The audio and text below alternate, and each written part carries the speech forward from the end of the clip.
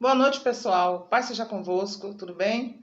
Essa que vos fala é a pastora Marilene Brasil e hoje eu estou fazendo uma gravação especial porque nós estamos vivendo a época da Páscoa, não é? Então, hoje, 3 de abril de 2021, estamos aqui falando sobre a Páscoa. Bom, eu sei que é um assunto muito assim, talvez não muito bem explicado como a gente precisa, né, ter. Porém, eu quero trazer um tema muito interessante sobre a Páscoa que talvez a gente precise realmente fixar. Que tema é esse? É a verdade sobre a Páscoa. Quer dizer que a gente está fazendo mentira até agora? Não, não é isso que eu estou falando. Eu quero dizer o seguinte: a Páscoa ela é cheia de simbologias e significados. E quando eu falo simbologias, eu não estou me referindo à veracidade da época, não. Pelo contrário. Bom, vocês sabem que a data da Páscoa foi instituída, né, pela Igreja Católica no Concílio de Nicéia. Então, os católicos eles fizeram esse concílio e estabeleceram uma data. Eles se basearam, para estabelecer essa data, eles se basearam no solstício e equinócio. O que isso quer dizer? Se refere ao início das estações do ano, né, e relacionados também aos raios solares, à inclinação da Terra, essas coisas todas assim. É relativo ao eixo, né? O eixo de rotação, também ao Sol, essa coisa toda, os fenômenos astronômicos representados por essas situações. Então, baseados nisso, eles criaram uma data para a Páscoa. Por isso que todo ano a data é diferente, porque ela era especificada entre o dia 25 de março até o dia 25 de abril. Então, foi estabelecido nesse concílio, o concílio de Nicéia. Aí o que ocorre? A partir daí, ficou-se estabelecida a comemoração da Páscoa nessa data. Mas quando foi isso, pastora? Bom, isso se relata mais ou menos no século, vamos dizer assim, quase o século IV depois de Cristo, tá bom? Então, mais ou menos no ano 325 depois de Cristo, foi aí que começou-se a instituir-se essa data para a Páscoa. Por quê? Agora, observe uma coisa. Ninguém em nenhuma parte do mundo poderia negar, tá? Ou tirar a veracidade do que realmente aconteceu. E nós vemos o seguinte, que como não puderam tirar a veracidade, não, Jesus nasceu realmente e morreu, e a Páscoa, então eles, o que é que eles fizeram? Eles alteraram a comemoração para que as pessoas pudessem assim ter uma base não totalmente bíblica.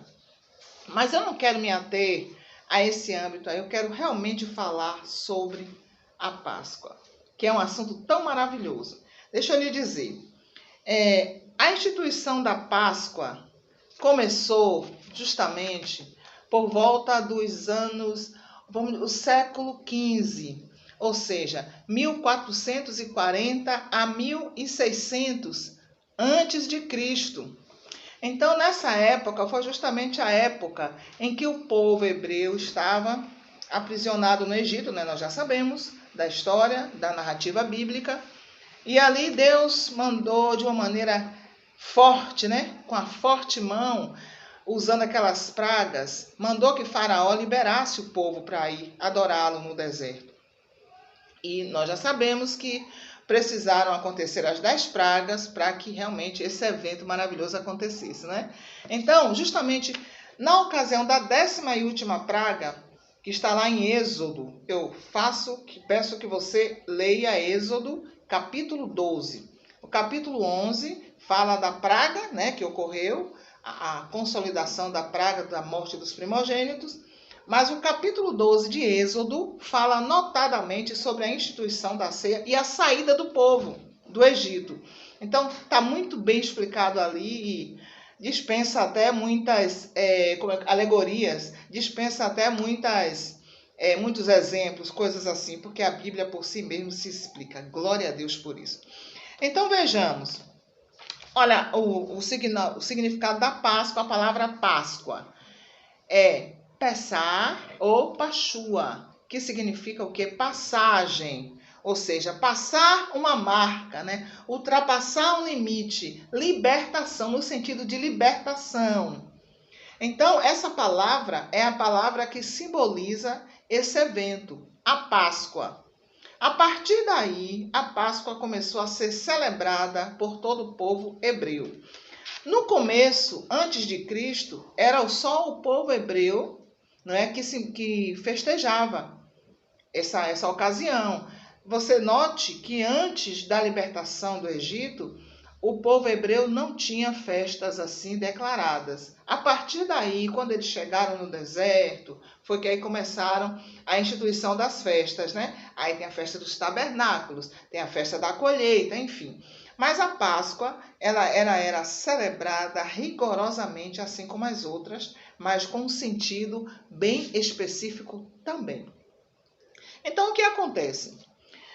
No livro de Êxodo, capítulo 12, do versículo 1 ao 51, você vai ver Deus ordenando ao povo sobre como eles deveriam sair daquele lugar que outrora era o lugar de escravidão para eles.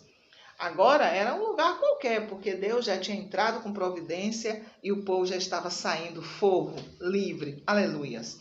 E aqui no Êxodo, capítulo 12, né? No livro de Êxodo, capítulo 12, como eu falei, então Deus diz, olha, vocês vão sair daqui, vocês vão ver as famílias por família, vocês vão selecionar um cordeiro, um carneiro, macho, sem mancha, sem defeito, e vão fazer pães ázimos, e vão providenciar ervas amargosas, e ali vocês vão celebrar a Páscoa.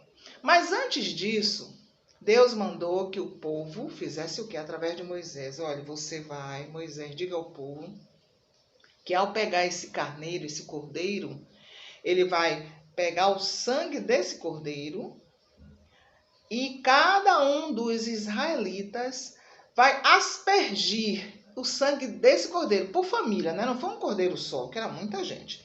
Por família, então era um cordeiro. Então cada família iria aspergir nas vergas da porta o sangue do animal, para que quando o anjo da morte passasse, aquele povo estaria ileso, estaria livrado de quaisquer situações ruins. Então você vê aí já isso aí aponta para Cristo, né? O sangue de Cristo nos livrando e nos guardando de todo o pecado e de toda a morte espiritual. Glória a Deus.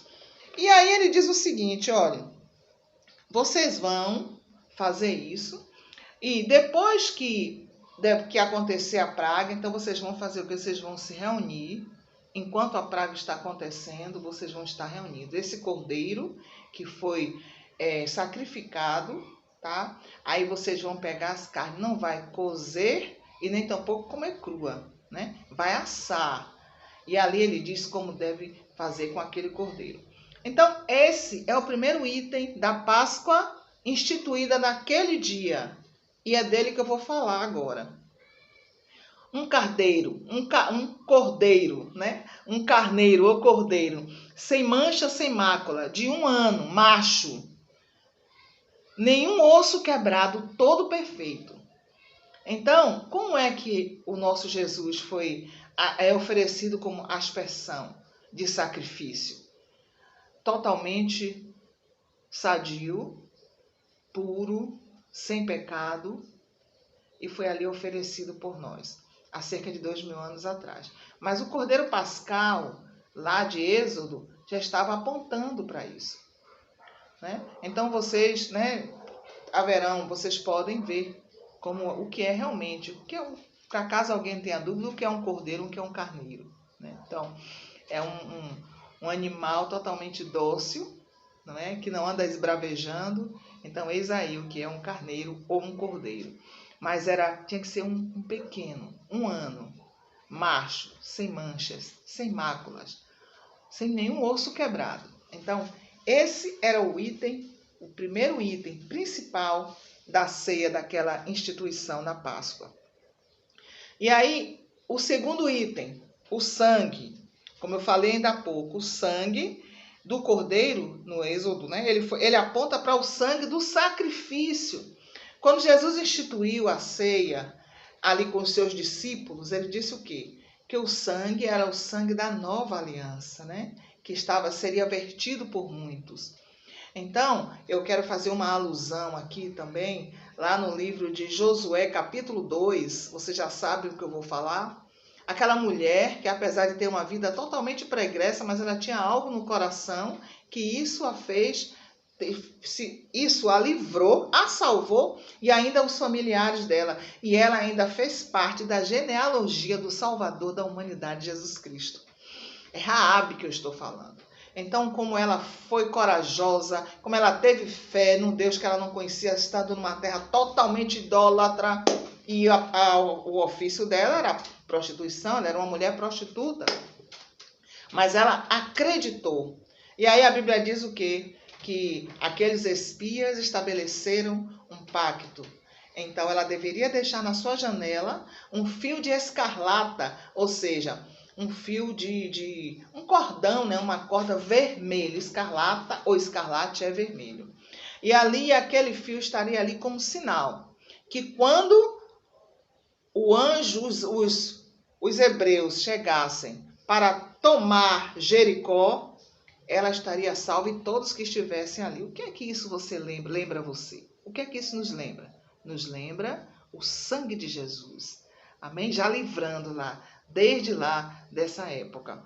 Muito bem. E os pães asmos ou ázimos, significa o pão sem fermento, sem levedura. Nós só comemos pão com fermento, não é? Mas o fermento naquela época teve um significado especial, porque o fermento era símbolo de contaminação, de algo impuro, porque azedava a massa. O fermento azeda, você sabe disso, né? Então, por que Deus disse assim? Que era para mostrar uma simbologia de pureza, não é? De não estar contaminado. Então, era aquele pão totalmente puro que simbolizava um novo nascimento, simbolizava uma nova vida em Cristo, sem pecado. Totalmente agora o povo de Israel estava mudando radicalmente de vida. E eles tinham que optar justamente para uma vida de santidade diante de Deus, sob os auspícios, cuidado e gerenciamento de Moisés.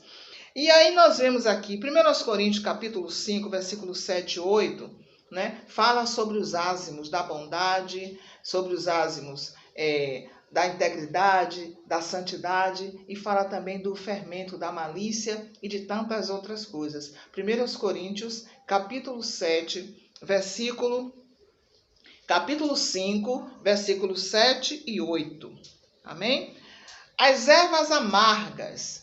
As ervas amargas eram, provavelmente, ou chicória, boldo, porque não era só um tipo de erva, não, pelo que a gente entende, né? Eram várias ervas. Então, era a chicória, o boldo, a alface naquela época que tinha um certo amargor também, que é um tipo de alface que amarga. Então, essas ervas, o agrião, a azedia, então eram essas ervas que se referem, né? Ervas amargas, para simbolizar o sofrimento do povo, a saída do povo por causa do sofrimento. Então, aquele povo agora estava saindo de um mar de sofrimento, um mar de tristezas, muitas mortes e destruição. E quando o homem, ele ainda não conheceu a Jesus, é como se ele estivesse nesse contexto aí, de amargor. Amém? Nesse contexto aí de tristeza, de sofrimento. Porque ainda que as pessoas se achem, tenham posses e se achem acima de qualquer problema, mas na verdade, se elas não têm Deus na vida delas, então elas têm problema sim, que é o sofrimento tanto físico como espiritual. E eu quero dizer para você o seguinte: nós estamos para completar essa semana pascal. Ontem, a sexta-feira, considerada a sexta-feira da paixão, mas na verdade esse nome é dado e muitas pessoas nem sabem o porquê. Não é? A sexta-feira da paixão se refere a paixão, o sofrimento, não é paixão de estar apaixonado. Tem muitas pessoas que interpretam assim, sabiam? É paixão de apaixonar? Não. É paixão de sofrimento. Porque o amor de Jesus Cristo sobre nós foi tamanho que ele deu a sua vida por nós e sofreu. Nós não servimos a um Deus morto, a um Deus que as pessoas celebram, mas esquecem. Celebram da sua maneira e aí se preocupam tanto com o ventre, né? Se preocupam tanto com a comida e se preocupam tanto com ostentar tantas coisas e esquecem o verdadeiro sentido da Páscoa. Então, a Páscoa, ela é isso aí que nós falamos. Não é nada mais, nada menos do que a redenção da humanidade. E você sabe que Jesus foi crucificado justamente na ocasião da celebração da Páscoa. E justamente quando completou 50 dias que ele tinha sido sacrificado e ressuscitou, então cumpriu-se o dia de Pentecostes, né? E a igreja ali foi instituída, porque o povo estava reunido e o Espírito Santo desceu naquele lugar, instituindo ali a igreja do Senhor, o corpo invisível de Cristo. E eu quero dizer para você neste momento, através desta gravação, deste vídeo, que eu e você temos um propósito especial, que é de entregar a nossa vida a Jesus. Devemos ter este propósito, porque a morte do Senhor Jesus não foi algo isolado, vem desde lá dos primórdios. Então, desde o começo, a instituição da Páscoa ali com o povo, a libertação do povo, você vê que hoje as pessoas estão presas neste mundo que podemos comparar com o Egito. E Faraó como se fosse o diabo, o adversário das nossas almas. Então nós temos a oportunidade da Páscoa, de passar por cima todos os dias das nossas vidas. É claro que a Páscoa é uma celebração, um evento de origem judaica, mas nós comparamos porque nós somos Israel espiritual, por isso comparamos conosco e festejamos também, mas assim, com os ázimos, aleluias, da pureza, com o cordeiro sem mácula, macho de 1 ano, que deu a vida dele, cujo sangue está aspergido sobre nós, porque nós somos casa de Deus. Então o sangue de Jesus não está apenas aspergido em uma parte de nós, mas em toda a nossa vida, todo o nosso corpo. Porque como templo do Senhor, nós temos que estar cobertos com o sangue de Jesus. Amém? Sobre toda a nossa vida. Então nós estamos vivendo esses momentos difíceis, mas sabemos que o importante é que Deus tem fez, sempre fará algo por nós. Então, eu vou finalizar aqui, amém? Que Deus possa continuar nos abençoando e permaneçam com Cristo, porque o Senhor é poderoso, amém? E Ele nos ama. Deus abençoe a todos.